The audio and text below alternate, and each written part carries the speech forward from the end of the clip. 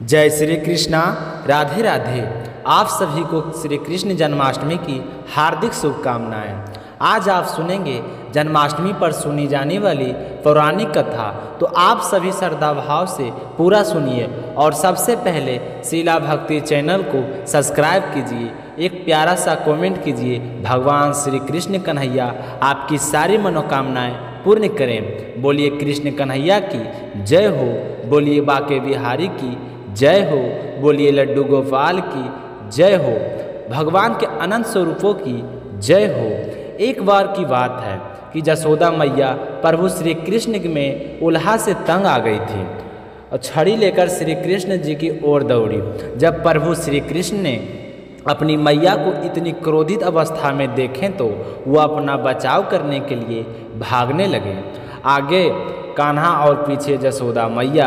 यह एक बहुत ही अद्भुत नज़ारा था। श्री कृष्ण कन्हैया भागते भागते कुम्हार के घर पहुँचे। उस समय कुम्हार घड़े बनाने में मस्त था, लेकिन जैसे ही कुम्हार ने श्री कृष्ण को देखा तो वह बहुत ही प्रसन्न हुआ, क्योंकि कुम्हार जानता था कि कृष्ण कन्हैया साक्षात परमेश्वर हैं। तो वह कान्हा से बोले कि कान्हा आप आने कैसे हुआ? तो श्री कृष्ण भगवान ने कहें कि काका, आज मेरी मैया मुझ पर बहुत ही क्रोधित है। मैया छड़ी लेकर मेरे पीछे आ रही है। आप मुझे वो मारेगी। आप ऐसा करो, मुझे कहीं पर आप छुपा लीजिए। तब कुम्हार ने श्री कृष्ण को एक बड़े से मटके के नीचे छुपा दिया। कुछ ही क्षणों में जसोदा मैया वहां आ पहुंची और कुम्हार से पूछने लगी कि क्या रे कुम्हार, तुम्हारे कन्हैया को कहीं देखा है? तो जसोदा मैया की बात सुनकर कुम्हार ने कहा, नहीं मैया, मैंने तो आपके कान्हा को कहीं भी नहीं देखा। क्यों, क्या बात हुई? आज तो इस तरह गुस्से में छड़ी लेकर कन्हैया के पीछा क्यों कर रही है? तो कुम्हार की बात सुनकर जसोदा ने कहा कि मैं तुम्हें क्या बताऊं, कन्हैया इतनी शरारतें करता है कि मैं उसके शिकायत सुनकर तंग आ गई हूं। अब ना जाने कहां जाकर छुप गया है। यह बाल गोपाल कन्हैया मुझे बहुत ही परेशान करता है। तो श्री कृष्ण कन्हैया यह सारी बातें घड़े के नीचे बैठकर सुन रहे थे और मन ही मन हंस रहे थे। कुम्हार इस तरह बातें करने के बाद में जसोदा मैया तो चली गई। अब प्रभु श्री कृष्ण कुम्हार से कहते हैं कि काका, अगर मैया चली गई है तो मुझे इस घड़े से बाहर निकालो। तो कुम्हार बोला, ऐसे नहीं प्रभु जी, पहले मुझे 84 लाख योनियों के बंधन से मुक्त करने का वचन दीजिए। तो कुम्हार की बात सुनकर भगवान मुस्कुराए और बोले कि ठीक है, मैं तुम्हें 84 लाख योनियों से मुक्त करने का वचन देता हूँ। अब तो मुझे बाहर निकाल दो। तो कुम्हार कहने लगा कि नहीं नहीं कान्हा, मुझे अकेले नहीं, मेरे परिवार के सभी लोगों को 84 लाख योनियों के बंधन से मुक्त करने का वचन दो, तो मैं ही आपको इस मटके से बाहर निकालूंगा। तो भगवान श्री कृष्ण कहते हैं कि चलो ठीक है, मैं उनको भी 84 लाख योनियों के बंधन से मुक्त होने का वचन देता हूँ, तो आप मुझे इस मटके से बाहर निकाल दो। तो श्री कृष्ण कन्हैया की बात सुनकर कुम्हार कहने लगा कि बस प्रभु जी, एक विनती और है, उसे भी पूरा करने का वचन दे दीजिए, तो मैं ही आपको मटके से बाहर निकाल दूंगा। तो भगवान बोले कि अब क्या बचा है वो भी मुझे बता दो, क्या कहना चाहते हो, जल्दी बताओ, मेरी मैया मेरे लिए परेशान हो रही होगी। तो कुम्हार कहने लगा कि प्रभु जी, जिस मटके के नीचे आप छुपे हैं उसकी मिट्टी मेरे बैलों के ऊपर लाद के लाई हूँ, इसलिए मैं चाहता हूँ कि मेरे बैलों को भी 84 लाख योनियों के मुक्त से मुक्त कर दीजिए, वचन दो। भगवान ने कुम्हार के प्रेम पर प्रसन्न होकर उनके बैलों को भी 84 लाख बंधन से मुक्त कर होने का वचन दे दिए। प्रभु बोले कि अब तुम्हारी सारी इच्छा पूरी हो गई है, अब तो मुझे मटके से बाहर निकाल दो। तो कुम्हार कहता है कि नहीं नहीं भगवान, बस एक अंतिम इच्छा है, उसे भी पूरा कर दीजिए, फिर मैं तो आपको मटके से बाहर निकाल दूंगा। और वह यह है कि जो भी प्राणी हम दोनों के बीच हुए इस बात को सुनेगा, आप उसे 84 लाख योनियों के बंधन से मुक्त कर देंगे। बस यह वचन दे दीजिए, मैं आपको मटके से बाहर निकाल दूंगा। तो कुम्हार की बात प्रेम भरी बातों में सुनकर प्रभु श्री कृष्ण बहुत ही खुश हुए और कुम्हार की सारी इच्छाओं को पूरा करने का वचन दे दिए। तो कुम्हार ने कृष्ण कन्हैया को मटके से बाहर निकाल दिए और उनके चरणों का स्पर्श करते प्रणाम किए।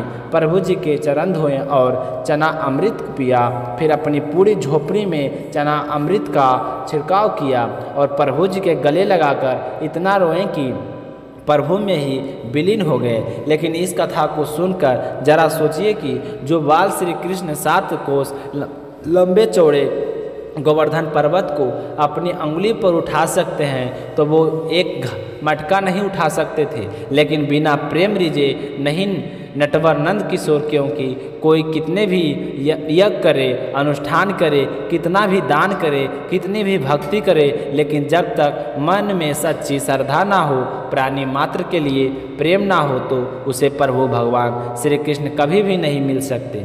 दूसरी कहानी आप सुनेंगे भगवान श्री कृष्ण और अर्जुन की। महाभारत का युद्ध का जब समापन हुआ तो अर्जुन को भी वहम हो गया था कि श्री कृष्ण का परम भक्त मुझसे बड़ा कोई नहीं हो सकता। अर्जुन सोचते रहे कि मैं इनका परम भक्त तो तभी तो इन्होंने मेरा रथ चलाया, मेरे साथ रहें, इसलिए मैं भगवान का सर्वश्रेष्ठ भक्त हूँ। अर्जुन को क्या पता कि वह केवल भगवान की धर्म की स्थापना का जरिया था। तो भगवान श्री कृष्ण ने उसका वहम तोड़ने के लिए उसे एक परीक्षा का गवाह बनाने के लिए अपने साथ लिया और चल पड़े। श्री कृष्ण और अर्जुन ने जोगियों का भेष बनाया और वन में एक शेर को पकड़ लिया और वहाँ से चल पड़े। चलते चलते दोनों भगवान विष्णु के परम भक्त राजा मोरध्वज के द्वार पर पहुँच गए। राजा मोरध्वज बहुत ही दानी और अभाग भक्त था। इंसान वे अपने घर पर आए हुए किसी को खाली हाथ और बिना भोजन के लिए जाने नहीं देते थे। उनका नियम था कि यह दोनों योगी के भेष के साथ में शेर को लेकर राजा मोरध्वज के द्वार पर पहुंच गए और राजा मोरध्वज को उनके आने की मिली तो नंगे पांव दौड़कर द्वार पर आ गए और भगवान के तेज से नमस्तक स्वीकार करने के लिए कहें कि भगवान श्री कृष्ण ने मोरध्वज से कहा कि हम मेजबानी तभी हैं स्वीकार करेंगे जब हमारी शर्त मानेंगे। तो राजा मोरध्वज ने बड़े जोश से कहता है कि आप जो भी कहेंगे मैं करने के लिए तैयार हूँ। तो श्री कृष्ण भगवान ने कहें कि हम तो ब्राह्मण हैं, कुछ भी खिला देना, पर यह जो 7 शेर है नरवच्छी है, अगर तुम अपने इकलौते बेटे को अपने हाथों से मारकर इसे खिला सको तो तभी तुम्हारा आतिथ्य स्वीकार करेंगे। तो भगवान श्री कृष्ण की शर्त सुनकर मोरध्वज के तो होश उड़ गए। फिर भी राजा अपना आतिथ्य धर्म नहीं छोड़ना चाहता था। उसने कहा कि प्रभु मुझे आपकी शर्त मंजूर है, लेकिन मैं एक बार अपनी पत्नी से पूछना चाहता हूँ। तो भगवान श्री कृष्ण के आज्ञा पाकर राजा महल में गया तो राजा का उतरा हुआ मुंह देखकर राजा की पतिव्रता नारी से पूछा कि आप इतने उदास क्यों हैं। तो राजा ने सारा हाल बता दिया। तो सुनते ही रानी की आंखों में आंसू बह चले। फिर भी वह अभिमान से राजा बोले कि मैं आपकी आन पर अपने सैकड़ों पुत्र कुर्बान कर सकती हूँ, आप इन योगियों को आदरपूर्वक अंदर ले आइए। अर्जुन ने भगवान से पूछा कि माधव यह क्या मजरा है, आपने यह क्या मांग लिया। श्री कृष्ण भगवान बोले कि अर्जुन तुम चुपचाप देखते रहो और चुप रहो। राजा तीनों को अंदर ले गए और भोजन की तैयारी शुरू कर दी। भगवान को 56 प्रकार का भोग परोसा गया, परंतु अर्जुन के तो गले से नहीं उतर रहा था। राजा ने स्वयं जाकर अपने पुत्र को तैयार किया।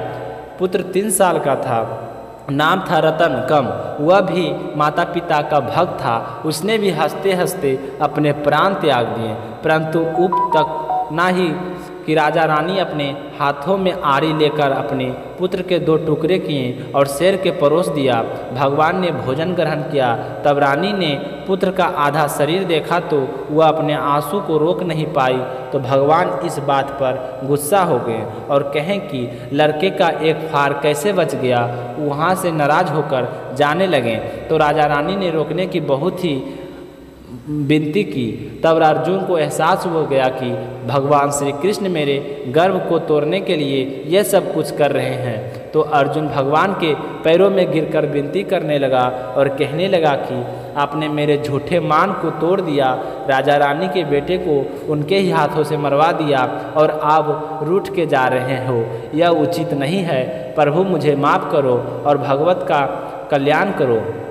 तो भगवान श्री कृष्ण ने अर्जुन का घमंड टूटा हुआ जाना तो रानी से कहा कि तुम अपने पुत्र को आवाज़ लगाओ। तो रानी ने कहा कि पुत्र तो मर चुका है, अब आवाज़ लगाने का क्या मतलब। तो भगवान श्री कृष्ण ने कहें कि तुम उसे आवाज़ लगाओ। इस पर रानी ने योगियों को आज्ञा मानकर अपने पुत्र रतन कंवर को आवाज़ लगाई कि बेटा रतन कंवर। कुछ ही क्षणों में चमत्कार हो गया। जो मृत रतन कंवर का शरीर शेर ने खाया था, वही रतन कंवर हंसते हुए वहां आया और अपनी मां से लिपट गया। भगवान ने मोरध्वज और रानी को अपने विराट रूप स्वरूप दर्शन कराए। पूरे दरबार में वासुदेव कृष्ण के जयकारे गूंजने लगे।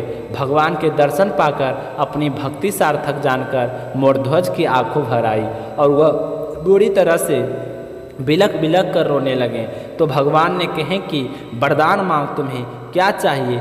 तो राजा और रानी ने हाथ जोड़कर कहा कि भगवान हमें तो एक ही वरदान दीजिए। जैसी परीक्षा आपने हमारी ली है, ऐसी कठोर तपस्या और किसी का ना लेना जैसी आपने हमारी ली है। तो भगवान श्री कृष्ण मुस्कुराते हुए कहें कि तथास्तु, और कहकर भगवान श्री कृष्ण ने उसके पूरे परिवार को आशीर्वाद दिए और कहें कि तुम दोनों इस लोक में समस्त सुखों को भोग कर अंत में वैकुंठ लोक को प्राप्त होगा। पुरानी कथा के अनुसार एक समय की बात है, किसी नगर में एक राजा ने एक मंदिर बनवाया जिसमें श्री कृष्ण जी की एक मूर्ति भी रखवाया। लेकिन राजा ने कभी भी उस मूर्ति का पूजा पाठ नहीं की। पूजा करने के लिए मंदिर में एक पुजारी को रखा गया। वह पुजारी नियमित रूप से कान्हा जी की पूजा करता, रोजाना नहलाता आता, बड़ी ही श्रद्धा भाव से उनकी पूजा अर्चना करता। राजा अपने दास के हाथों रोजाना एक फूलों की माला बेच देता और फिर जब खुद दर्शन करने के लिए आता तो पुजारी जी उस माला को कान्हा जी के गले से उतार कर राजा को पहना देता। ऐसा करते करते बहुत साल बीत गए थे। पुजारी वृद्ध हो चला। एक दिन की बात है कि राजा ने अपने सेवक के हाथों माला तो पहुंचा दी और साथ में यह भी कहला दिया कि वहां पर जाकर पुजारी जी को बोल देना कि आज मैं मंदिर नहीं आ पाऊंगा, पुजारी जी मेरा इंतज़ार ना करे। तो सेवक वहां पर आया और माला देकर पुजारी जी जैसे हुआ कहा था कि वह सब कुछ कहकर वापस चला गया। तो पुजारी जी ने तो हमेशा की तरह कन्हैया जी की पूजा की और फिर से उसे वह माला पहना दिया। लेकिन जब शाम हुई तो पुजारी जी सोचने लगे कि आज इस माला को उतार कर क्या किया जाए, यह माला किसे पहनाऊं। सोचते सोचते पुजारी जी ने सोचा कि क्यों नहीं आज यह माला मैं स्वयं पहन लूं।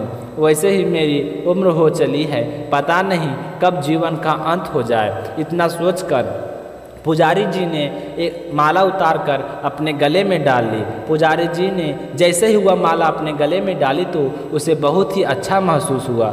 वह तो बहुत ही खुश हो गई, उनका रोम रोम खिल उठा। लेकिन इतने में ही सेवक आ गया और उसने बताया कि राजा की सवारी मंदिर में पहुंचने वाली है। राजा की बात सुनकर पुजारी जी तो बहुत ही डर गया। उसकी सारी खुशी एक पल में गायब हो गई।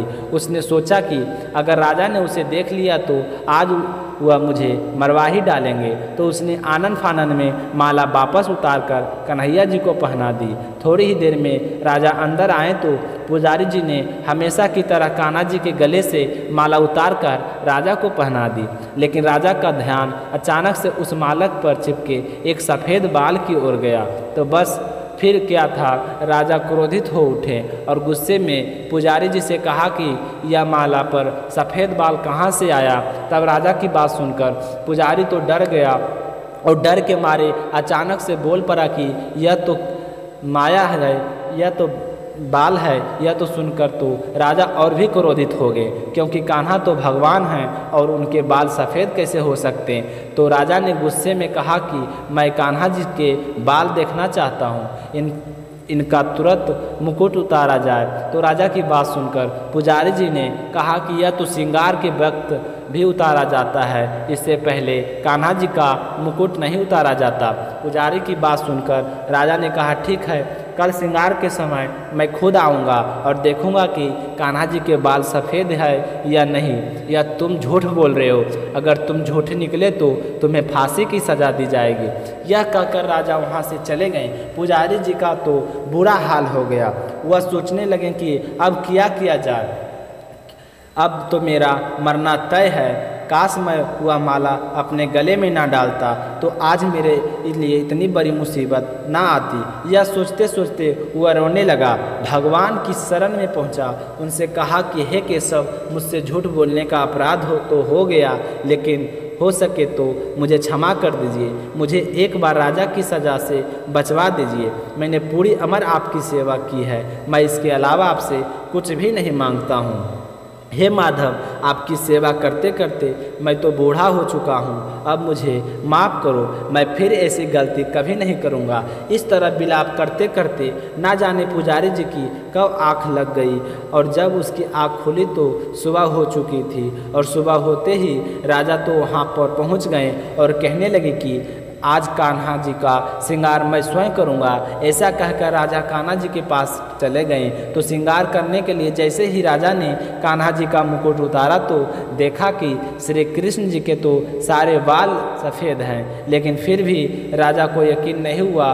उसने सोचा कि शायद पुजारी जी ने फांसी के डर से बालों को रंग दिया है। तो राजा कान्हा जी के बालों को इधर उधर घुमा घुमा कर देखने लगे, कहीं पर भी काला दिखाई नहीं दिया। आखिर राजा ने सोचा कि क्यों ना कन्हैया जी के एक बाल तोड़कर देख लिया जाए, इससे पता चल जाएगा कि सचमुच में सफ़ेद या पुजारी की कोई चालाकी है। तो यह सोच राजा ने कान्हा जी के एक बाल तोड़ लिया, लेकिन यह क्या, जैसे ही बाल टूटा कन्हैया जी के सिर से खून की धारा बहने लगी। जब राजा ने यह देखा तो देखते ही रह गया, यह क्या, भगवान के सिर से खून आ रहा है। तो तुरंत राजा भगवान के चरणों में गिरकर माफ़ी मांगने लगे और कहने लगे कि मुझसे गलती हो गई है, जो मैंने पुजारी पर शक किया है। तभी श्री कृष्ण जी की मूर्ति से आवाज़ आई कि हे राजन, तुमने मुझे केवल मूर्ति मात्र से ही समझा है, इसलिए मैं आज तुम्हारे लिए केवल मूर्ति मात्र ही रहूँगा। लेकिन पुजारी ने सच्चे मन से पूरी श्रद्धा से मेरी भक्ति की है, इसलिए उनकी अनन्य भक्ति को देखकर मुझे अपने बाल सफ़ेद करने पड़े। इसलिए जो भी कोई व्यक्ति मेरी पूजा पाठ करे, मेरी भक्ति करे, तो शक का संदेह ना करे। सच्ची श्रद्धा से जो भी व्यक्ति मेरी पूजा करेगा तो मैं अपने भक्त की लाज को कभी नहीं जाने दूंगा। मुसीबत आने पर हर समय उसके साथ तैयार रहूँगा।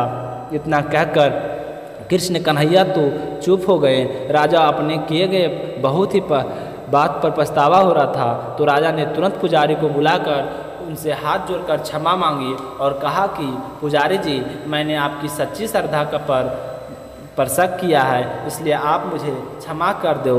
तो राजा की बात सुनकर पुजारी बोला कि हे राजन, आप यह क्या कर रहे हैं? मेरे लिए तो आप भी भगवान के समान हैं, मुझसे माफ़ी मांगना आपको शोभा नहीं देता। हे राजन, मैंने आपसे बहुत बड़ा झूठ बोला है। मैंने यह बात छुपा ली कि उस माला को में जो सफ़ेद बाल था वह कृष्ण कन्हैया का था।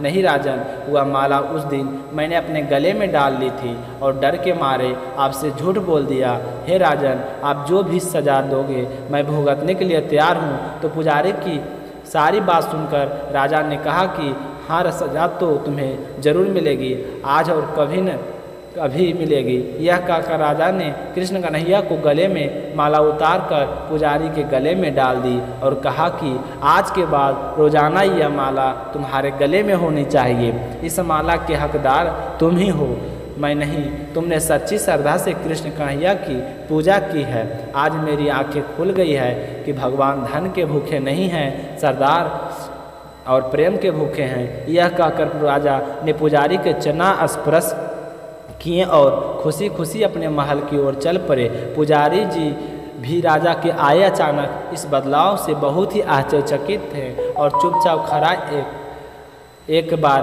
राजा को देख रहा था और एक बार कृष्ण कन्हैया को देख रहा था। तो इस तरह कृष्ण कन्हैया ने अपने सच्चे भक्त की जान बचाई। एक ब्राह्मण था, वह रोजाना घर जाकर भगवत गीता का पाठ किया करता था। एक दिन उन्हें एक चोर ने पकड़ लिया और कहा कि तेरे पास कुछ भी है मुझे दे दे। तब वह पंडित बोला कि बेटा मेरे पास कुछ भी नहीं है, तुम एक काम करना, मैं यहीं पड़ोस के घर में जाकर भागवत गीता का पाठ करता हूँ। वह यजमान बहुत ही दानी लोग हैं। जब मैं कथा सुना रहा था तो तुम उनके घर जाकर चोरी कर लेना। तो चोर ने उनका कहना मान लिया और पंडित को छोड़ दिया। दूसरे दिन जब पंडित जी पड़ोस की कथा सुनाने गए तब वह चोर भी वहाँ पर आ गया। तब पंडित जी बोले कि यहाँ से मीलों दूर एक गांव है वृंदावन, वहाँ पर एक लड़का आता है जिसका नाम है कान्हा। वह हीरा ज्वारतों से लदा रहता है, अगर कोई लूटना चाहता है तो उसको लूटो। वह हर रोज़ रात को उस पीपल के पेड़ के नीचे आता है जिसके आसपास बहुत सी झाड़ियाँ हैं। चोर ने यह सुना और खुशी खुशी वहाँ से चला गया। वो वहाँ से सीधे अपने घर गया और अपनी बीवी से बोला कि आज मैं कान्हा नाम के बच्चे को लूटने जा रहा हूँ, मुझे रास्ते में खाने पीने के लिए कुछ सामान बांध कर दे दो। तो उसकी पत्नी ने सत्तू उसको दे दिया और कहा कि बस यही है जो कुछ है। तो चोर ने कहा कोई बात नहीं, इतना ही काफ़ी है। आज मेरा यह संकल्प है कि मैं आज उस कान्हा को लूट के ही आऊँगा। वह पैदल टूटे चप्पलों से वहाँ से चल पड़ा। रास्ते में कान्हा का नाम लेते हुए अगले दिन शाम को जब वहाँ पहुँचा तो जो जगह उसे पंडित जी ने बताई थी, अब वह पहुंचकर उसने सोचा कि अगर मैं यहीं सामने खड़ा रहूँगा तो बच्चा मुझे देखकर भाग जाएगा, तो वह मेरा यह आना बेकार हो जाएगा, इसलिए क्यों ना मैं पास वाली झाड़ी में छुपकर बैठ जाता हूँ। जैसे हुआ बच्चा आएगा तो उसे लूट लूँगा। यह सोचकर जैसे ही झाड़ी में घुसा तो झाड़ियाँ के कांटे उसके पैर में चुभ गए। उस समय उसके मुंह से एक ही आवाज़ आई, कान्हा कान्हा। उसके सारे शरीर पर कांटे ही कांटे लग गए, पर उसके मुंह से सिर्फ यही आवाज़ निकल रही थी, कान्हा आ जाओ, कान्हा आ जाओ, कान्हा आ जाओ। अपने भक्त ऐसी दशा देखकर कान्हा जी चल पड़े। तभी रुक्मणी जी बोली कि प्रभु आप कहाँ जा रहे हो, वह आपको लूट लेगा। तो प्रभु बोले कि कोई बात नहीं, मैं अपने ऐसे भक्तों के लिए लूट जाना तो क्या, मिट जाना भी पसंद करता हूँ। ठाकुर जी ने बच्चे का रूप धारण किया है और आधी रात को वहाँ पर आ गए और जैसे ही पेड़ के पास पहुँचे तो चोर एकदम से बाहर आ गया और उन्हें पकड़कर बोला कि ओ कान्हा, तूने मुझे बहुत दुखी किया है, अब यह चाकू देख रहा है ना, अब तू चुपचाप सारे गहने मुझे दे दे वरना मैं तुम्हें मार दूंगा। तो कान्हा जी ने यह हंसते हुए सारे गहने उसे दे दिए। चोर हंसी खुशी अगले दिन अपने गांव वापस पहुंच गया। सबसे पहले उस जगह गया जहां पर पंडित जी कथा सुना रहे थे। जितने भी गहने वहां चोरी करके लाए थे उनका आधा हिस्सा पंडित जी के चरणों में रख दिया। जब पंडित जी ने पूछा कि यह क्या है, तब उसने कहा कि आपने ही तो मुझे उस कान्हा का पता दिया था, मैं उसी को लूट के आया हूँ और यह आपका आधा हिस्सा है। तो पंडित जी ने सुना तो यकीन नहीं हुआ और बोले कि मैं इतने सालों से पंडिताई कर रहा हूँ, वह मुझे आज तक नहीं मिले हैं और तुझे जैसे पापी को कहना कहाँ से मिल गए। तो चोर ने कहा कि मैं सच बोल रहा हूँ। चोर के बार तो यही बात कहने पर पंडित जी बोले कि चल मैं भी चलता हूँ तेरे साथ, वहाँ पर मुझे भी दिखा कान्हा कैसे दिखते हैं। और दोनों वहाँ से चल दिए। चोर ने पंडित जी को कहा कि आओ मेरे साथ, यहाँ पर छुप कर बैठ जाओ। दोनों के शरीर फिर से कांटों से लूलहान हो गया और बस मुंह से एक ही आवाज़ निकल रही थी, कान्हा आ जाओ। ठीक मध्य रात्रि कान्हा जी बच्चे के रूप में वहाँ आए तो दोनों झाड़ियाँ से निकलकर बाहर आ गई। पंडित जी की आंखों में आंसू थे, वह फुट फुट कर रोने लगे। चोर के चरणों में गिर पड़े और बोले कि हम जिसे आज तक देखने के लिए तरसते रहें, आज तक लोगों को लूटता आया, तुमने आज उसे ही लूट लिया। तुम धन्य हो, आज तुम्हारी वजह से मुझे कान्हा के दर्शन हुए हैं, तुम धन्य हो। इसलिए कहा जाता है कि जो भी सच्चे दिल से कृष्ण कन्हैया को पुकारता है तो वह भागे भागे चले आते हैं। तो प्रेम से कहिए श्री श्री राधे राधे, मेरे तो गिरधर गोपाल दूसरों ना कोई भगवान श्री कृष्ण बाल रूप में। और शिव जी की पुरानी कथा क्या हुआ था, जब भगवान भोलेनाथ पृथ्वी पर कृष्ण जी के दर्शन के लिए आए थे, तब भगवान श्री कृष्ण ने पृथ्वी पर अवतार लिए। उस समय भगवान भोलेनाथ समाधि में लीन थे। लेकिन जब बाद में उन्हें पता चला कि विष्णु भगवान ने कृष्ण की जी के रूप में पृथ्वी पर अवतार लिए हैं, तो उनके मन में उनसे मिलने की मनसा जागृत हुई। महादेव शिव शंभु को श्री श्याम सुंदर के बाल रूप में दर्शन करने की बहुत ही इच्छा हो गई और वे एक योगी का भेष बनाकर मैया जसोदा के द्वार पर गोकुल में नंद भवन के बाहर पहुंचकर आवाज़ लगाने लगे। आवाज़ कुछ इस तरह से लगाई, अलख निरंजन कहा हो प्रभु। यह कहकर भगवान शिव गाने लगते हैं कि एक योगी आयो रे द्वार दिखा दे, मुख लल्ला को ओ मैया दिखा दे, मुख लल्ला को तेरे पलने में पालनहार दिखा दे, मुख लल्ला को ए मैया दिखा दे, मुख लाल के दिखा दे, अखियों के प्यास योगी के हरदास ओ मैया दिखा दे, लल्ला के मुँह दिखा दे, ऐसे संजोन का टाल दिखा दे, मुख लाल को ओ मैया दिखा दे, मुख माल को तेरे रहेंगे भंडार दिखा दे, मुख लाल का ओ मैया दिखा दे। मुखलाल मैया जसोदा उस समय श्री श्याम सुंदर जी को नहला धुलाकर उनका श्रृंगार करने में व्यस्त थी और बाहर खड़े योगी की आवाज़ सुनकर नहीं पाई। योगी भेष द्वारी शिव बोले ने फिर से आवाज़ लगाई, लेकिन फिर भी अंदर से कोई जवाब नहीं आया। तभी वहाँ से एक वृद्धा गोपी गुजर रही थी। उसने उस योगी का प्रतीक्षा करते हुए देखा तो उनके पास गए और पूछने लगे कि बाबा आप किसे बुला रहे हो। तो गोपी की बात सुनकर योगी का भेष धारे भोलेनाथ ने कहे कि गिरे स्वामिनी को पुकार रहा हूँ। माई तो गोपी ने कहा किस लिए पुकार रहे हो, क्या आपको भिक्षा चाहिए। तो योगी ने कहा हाँ माई। गोपी ने कहा यहाँ पर तो कोई दिखाई नहीं दे रहा, चलो तुम मेरे घर चलो, वहाँ पर तुम्हें भिक्षा मिल जाएगी, मैं तुम्हें भिक्षा दूंगी। तो योगी बोला कि तुम माई। तो गोपी ने कहा हाँ मैं दूंगी, क्यों ना, अन्न धन वस्त्र जो भी तुम मांगोगे मैं वही दूंगी। तो योगी ने कहा नहीं माई, मेरा एक नया नियम है कि मैं एक दिन एक ही द्वार पर जाकर अलग जगाता हूँ और यदि उस द्वार के कुछ मिल जाए तो अच्छा है, अन्यथा मैं उस दिन किसी दूसरे द्वार पर नहीं जाता हूँ। तो बाबा की आवाज़ सुनकर गोपी को बहुत चिंता हुई। उसने कहा कि हे भगवान, तो फिर तो भूखे ही रहोगे।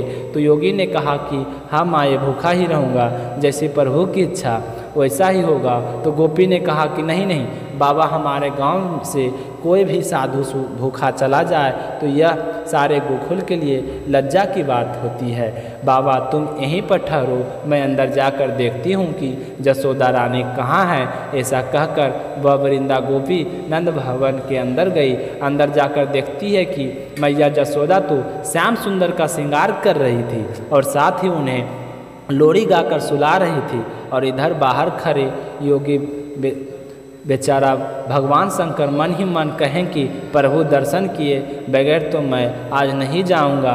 तो गोपी ने अंदर जाकर मैया जसोदा से कहा कि ओ जसोदा रानी क्या कर रही हो, देखो बाहर कोई बाबा आया है भिक्षा के लिए। तो गोपी की आवाज़ सुनकर मैया जसोदा ने कहा कि आओ काकी, क्या बात है। तो गोपी बोली कि जसोदा रानी, तेरे द्वार पर एक योगी कब से भिक्षा के लिए खड़ा है, तूने उसकी आवाज़ नहीं सुनी। तो जसोदा मैया बोली नहीं, मैंने तो नहीं सुनी, तो मैं तो मेरे बाल गोपाल की सुला रही हूँ। तो गोपी बोली कि जल्दी करो उसको भिक्षा दे दो, मुझे तो लगता है वह बहुत ही बड़ा महात्मा है, लल्ला को बाद में सुला देना।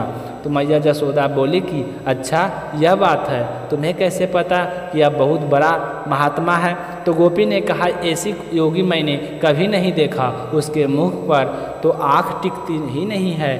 तो यह सुनकर जसोदा मैया बोली कि वो क्यों। तो गोपी बोली अरे उसका तेज इतना है कि उसके लालहाट जैसे सूर्य का तेज होता है, और देखो कितना कड़ा नियम है उसका, जिस द्वार पर भिक्षा लेने के लिए खड़ा हो बस वहीं से भिक्षा लेकर लौट जाता है, अगर वहाँ से भिक्षा ना मिले तो वह भूखा ही चला जाता है। तो गोपी की आवाज़ सुनकर जसोदा मैया ने कहा कि काकी आटा चावल दाल गुड़ घी यह सब कुछ ले लिया है, 2-4 दिन के लिए काफ़ी होगा, चलो देकर आते हैं। तो गोपी बोली कि अरे दक्षिणा के लिए कुछ धन भी तो ले ले, बड़े दिव्य मूर्ति हैं, उसे पसंद कर ले, आशीर्वाद पाएगी, तेरा लल्ला सुख पाएगा। तो जसोदा मैया बोली ओ काकी मैं तो दक्षिणा लाने भूल गई, चलो मैं अभी लेकर आती हूँ।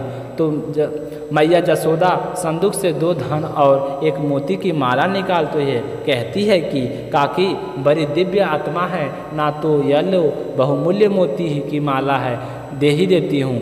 वह दोनों इस तरह की बातें कर रही थी और उधर बाहर खड़े शंभु मन ही मन श्याम सुंदर से बातें कर रहे थे और कह रहे थे कि प्रभु दर्शन देने में इतना संकोच क्यों है, मैं तुम्हारे आपके द्वार पर दर्शन के लिए आया हूँ। तो श्याम सुंदर ने उनके अंतर मन से कहें कि धन्य भाग जो आप स्वयं अपने सेवक के घर पधारे, सेवक का परिणाम स्वीकार करने। यह सुनकर शिव शंभु ने कहें कि कौन है सेवक और कौन है यह निर्णय लेने की समय नहीं है, आप तो हमें अपना भगत जानकर अपने बाल रूप का दर्शन करा दीजिए, बस हम तो आपके दर्शन करने के लिए आए हैं। तो श्याम सुंदर ने फिर कहा बाल रूप तो इस समय मैया जसोदा के पास गिरवी रखा है, मैं उन्हीं से मांगना पड़ेगा। इतने में वह मैया जसोदा आ जाती है।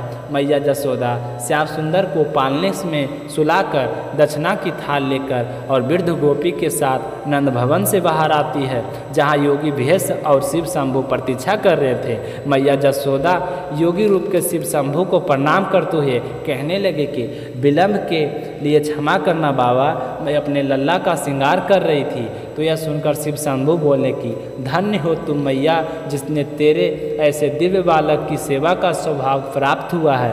माता मुझे भी उस परम दिव्य शिशु के दर्शन करवा दीजिए। तो मैया जसोदा बोली कि क्षमा करना बाबा, अभी अभी नहलाया हूँ, इस समय उसे बाहर नहीं निकाल सकती, ठंडी हवा लग जाएगी। तो शिव शंभु बोले कि मैया हवाओं का चलना न चलना जिसके संकल्प मात्र पर निर्भर करता है, उसके लिए व्यर्थ की शंका मत करो। उसे एक बार मेरे पास लेकर आओ और मैं उसके दर्शन का लालसा से ही तेरे द्वार पे आया हूँ।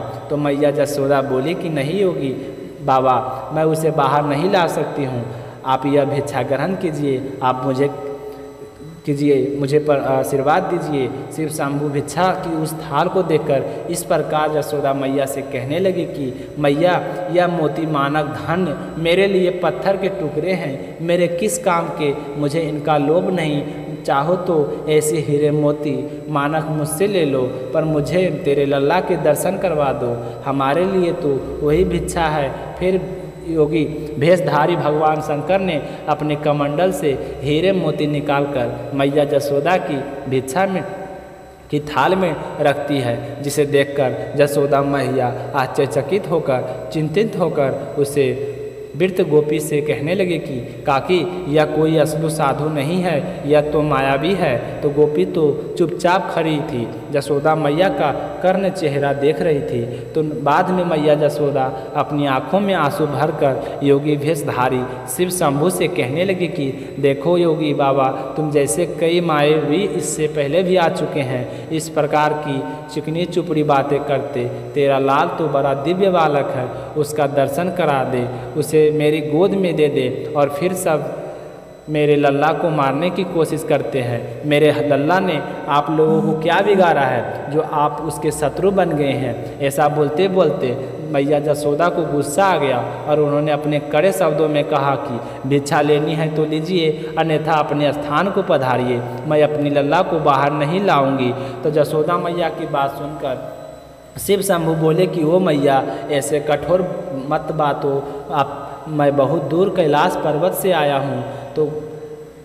तो मैया फिर से गुस्सा आ गया। वह बोली कि कैलाश में थे तो वहीं पर भगवान शिव के दर्शन कर लेते, यहाँ पर क्या काम है। तो यह सुनकर शिव शंभु बोले कि भोली मैया, भगवान के साक्षात दर्शन करना तो कोई कठिन कार्य नहीं है, परंतु उनके बाल से रूप दर्शन करना अत्यंत ही दुर्लभ है। उसी के लालसा से मैं तेरे द्वार पे आया हूँ। कई युगों के पश्चात ऐसे दर्शन करने को मिलते हैं। लेकिन मैया जसोदा तो कहने लगी कि नहीं नहीं बाबा, मुझे क्षमा कर दो, मैं मेरे लल्ला को बाहर नहीं लाऊंगी।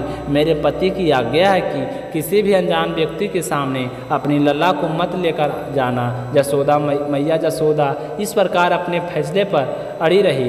इस तरह गुस्से में जसोदा मैया को देखकर भगवान शिव ने सोचा कि किस तरह से भगवान श्री कृष्ण के बाल स्वरूप के दर्शन करेंगे। तभी यशोदा मैया को इस प्रकार अपने फैसले पर अड़ग देखकर भगवान श्याम सुंदर ने श्री योग माया को पूर्णमासी बुआ, जो कि स्वयं भगवती योग माया है, भगवान के जन्म से पूर्व गोकुल में आ गई थी, उनको वहाँ पर भेज दिया जहाँ पर भोलेनाथ और यशोदा मैया वाद विवाद कर रहे थे। पूर्णमासी बुआ वहाँ पर आते ही बोले कि यह अनजान व्यक्ति नहीं है यशोदा रानी, यह अनजान व्यक्ति नहीं है, मैं इन्हें अच्छी प्रकार से जानती हूँ। मैंने कहा था कि गोकुल में आने से पहले हम काशी में रहते थे, इन्हीं के दर्शन किए थे। मैंने यह सचमुच परम दिव्य शक्ति हैं, शक्तिपति हैं, शक्ति। ऐसा बोलते बोलते पूर्णमासी बुआ की आंखों में आंसू बह चले और भगवान शिव के चरणों में उन्होंने अपना शीश रख दिए और प्रणाम करने लगी। और फिर वहाँ से उठकर मैया यशोदा से कहती है कि यशोदा, इन्हें लल्ला के दर्शन करवा दो। यशोदा रानी, मेरा कहना मानो, इन्हें लल्ला के दर्शन करवा दो। इनका आशीर्वाद पाकर तेरा लल्ला भी बड़ा प्रसन्न हो जाएगा। यह सब सुनकर यशोदा मैया समित मुद्रा में पूर्णमासी बुआ से बोले कि बुआ, क्या तुम सच कह रही हो? क्या तुम सच में इन्हें जानते हो? तो पूर्णमासी बुआ कहने लगे कि हाँ रे यशोदा रानी, मैं इन्हें भली भांति जानती हूँ। अरे यह तो तेरा सौभाग्य है जो तेरे लल्ला का प्रेम इन्हें तेरे द्वार पर ले आया। तो पूर्णमासी बुआ की बात सुनकर यशोदा मैया ने कहे कि काकी, इनकी वेशभूषा तो देखिए, लंबी लंबी जटा और बदन पर बब्बू, गले सांपों की माला लगाए हुए हैं। लल्ला तो इन्हें देखकर वैसे ही डर जाएगी। ना बाबा ना, मैं तो लल्ला को बाहर नहीं लाऊंगी। बेचारी भोली भाली को क्या पता कि उनके द्वार पर स्वयं भगवान सदाशिव पधारे हैं। तो पूर्ण बुआ बोली कि मैया यशोदा, ऐसी कोई बात नहीं है, इनके दर्शन मात्र से ही समस्त भय का नाश हो जाता है, समस्त बाधाएं दूर हो जाती है। तुम मुझ पर विश्वास करो, मैं तुमसे कभी भी झूठ नहीं बोलूँगी। तो इस तरह का वार्तालाप देखकर वहाँ पर खड़ी वृद्धा गोपी ने बुआ का समर्थन करते हुए कहा कि हाँ रे यशोदा रानी, यह पूर्णमासी बुआ कभी झूठ नहीं बोलती है। यशोदा रानी, तुम्हें याद है जब वह पहले गोकुल में आई थी तब इसी ने तुझे आशीर्वाद दिया ना था कि तुम्हें लल्ला होगा। उस समय तुम सब आशा छोड़ चुके थे। यह सदा सच कहती है, सो इनकी बात मान ले। बेटी, यह झूठ बोल नहीं रही है। जो बेटी लल्ला को ले आ। तो उन दोनों की बात सुनकर मैया यशोदा बोली कि लल्ला को तो ले आऊँगी, पर उनके हाथों में नहीं दूंगी। तो प्रणाव से बुआ बोली कि अच्छा, लल्ला को तो ले आ, या दूर से ही आशीर्वाद दे देंगे। अब जल्दी जा और लल्ला को लेकर आ। तो उन दोनों की बात सुनकर यशोदा मैया नंद भवन के अंदर जाती है और श्याम सुंदर को लाने के लिए, और अंदर जाकर श्याम सुंदर को अपनी गोद में उठाकर इस प्रकार कहती है कि अरे ओ लल्ला, चल, कोई तेरे दर्शन के लिए आए हैं, चल तेरे दर्शन करवाती हूँ। मैया यशोदा श्याम सुंदर को बाहर लेकर आती है, जिसे देखकर योगी बेधारी शिव शंभु प्रेम से गदगद हो उठते हैं और श्याम सुंदर के बाल रूप को टकटकी लगाए निहारने लगते हैं। जैसे ही पूर्णिमा को रात को चकोर चांद टकटकी लगाए निहारता रहता है, मैया यशोदा कहती है कि यह लो योगी बाबा, लल्ला को देख लो और आशीर्वाद दे दो। भगवान शिव शंभु अपने प्रिय श्याम सुंदर इस बाल स्वरूप को देखकर नमस्कार करते हैं और श्याम सुंदर भी अपने चेहरे पर मधुर मधुर मुस्कान लिए उन्हें देखते रहते हैं। और फिर शिव शंभु मैया यशोदा से इस प्रकार कहते हैं कि मैया, आपकी आज्ञा हो तो इनके चरणों में थोड़ा सा अपना मस्तक रख लूँ। तो यशोदा मैया बोली नहीं नहीं, मेरे लल्ला को छूना नहीं, बिल्कुल भी मैं हाथ नहीं लगाने दूंगी। तो फिर पूर्णमासी बुआ योगी भेषधारी शिव शंभु से कहती है कि पहले अपने चरण रस तो दीजिए। ऐसा कहकर पूर्णमासी बुआ शिव शंभु के चरण रज ले लेते हैं। श्याम सुंदर ललाहट पर लगा देती है। शिव शंभु के चरण रस श्याम सुंदर के ललाट पर पड़ते ही श्याम सुंदर मन ही मन शिव शंभु से कहते हैं कि धन्यवाद प्रभु, कोटि कोटि धन्यवाद। अंतर्यामी भगवान शिव श्याम सुंदर मन की बात सुनकर कहते हैं कि यह कहाँ का न्याय है स्वामी की इतनी दूर से ही आकर भी आपके बाल स्वरूप का आलिंगन भी नहीं कर पाए। जिन श्री चरणों से निकली पवित्र गंगा को हम अपने शीश का धारण करते हैं, श्री चरणों को एक बार छोड़ देने दीजिए प्रभु। और फिर भगवान शिव अपने इस शरीर में एक अदृश्य प्रतिबिंब से श्री श्याम सुंदर चरणों का स्पर्श करते हैं और उनकी स्तुति पुरुष सूक्त करते हैं, जो कि भगवान श्याम सुंदर के अति प्रिय हैं। और उसके बाद योगी भेषधारी शिव शंभु माया जसोदा से झूम झूम कर नाच कर कहने लगते हैं कि जुग जुग जिए तेरे लल्ला ओ मैया, युग युग जिए तेरे लल्ला, मेरे नैना भये निहाल, निरख मुख लाल, प्यासी अखिया हुई निहाल, निरख मुँह लाल। जो तो मुस्कुराते हुए जसोदा मैया कहती है कि योगी बाबा अपनी भिक्षा तो लेते जाइए। महादेव शिव शंभु फिर से झूमते हुए गाते हैं कि रख लेते हीरे मोती तेरे यह पत्थर किस काम के, मेरे योगी हो गया माला मर निरख मुख लाल के, मैं तो हो गया माला माल निरख मुँह लाल के। ऐसा कहते योगी विषधारी शिव शंभु वहाँ से अंतर ध्यान हो जाते हैं और अपने अनुपम दृश्य देखकर स्वर्गलोक के समस्त देवी देवता से बहुत ही प्रसन्न होते हैं और फूलों की वर्षा करने लगते हैं। आज की कथा सुनकर आपको कैसा लगा कमेंट करके ज़रूर बताइए और शिला भक्ति इस चैनल को सब्सक्राइब कर दीजिए। मिलते हैं अगली वीडियो में, तब तक अपना ख्याल रखिएगा। जय श्री कृष्णा, राधे राधे। आपकी सारी मनोकामनाएं पूर्ण करें।